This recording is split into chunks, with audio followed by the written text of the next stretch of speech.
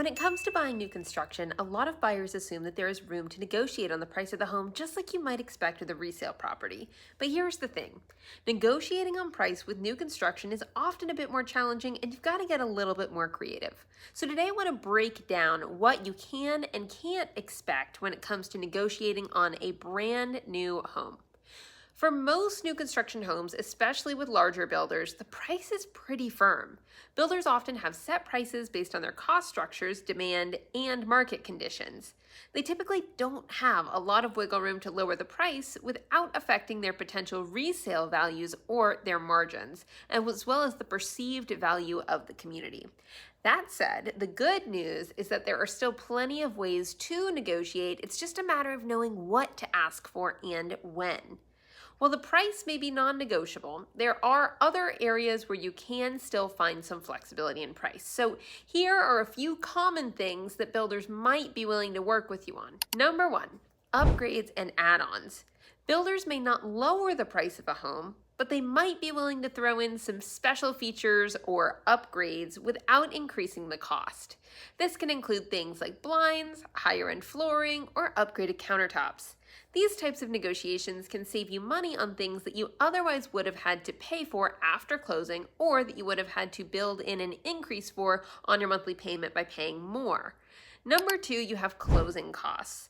Builders might also be willing to help with closing costs, especially if you're working with their preferred lender.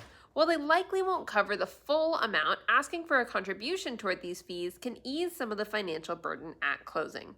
Number three, builders' preferred lender incentives. If you decide to use the builder's preferred lender, they may offer special incentives like lower interest rates, discounted fees, or extra credits.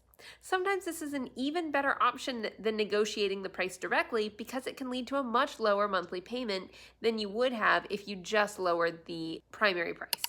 Number four, lot premiums. If you are eyeing a premium lot, like one with a better view or more space, some builders may be open to waiving or reducing the lot premium as part of a negotiation depending on the market.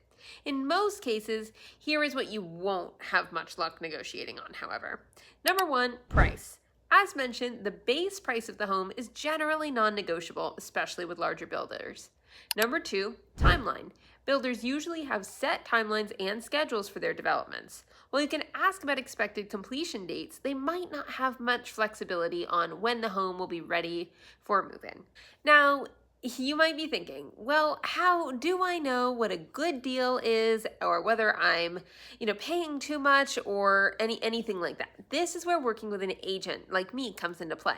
As your real estate expert, I can guide you through the process, help you understand what's negotiable, and ensure that you're getting the best possible deal for that community. I can do things like pull stats, know what questions to ask, and really have that one-on-one communication with the builder that you might not know how to navigate on your own.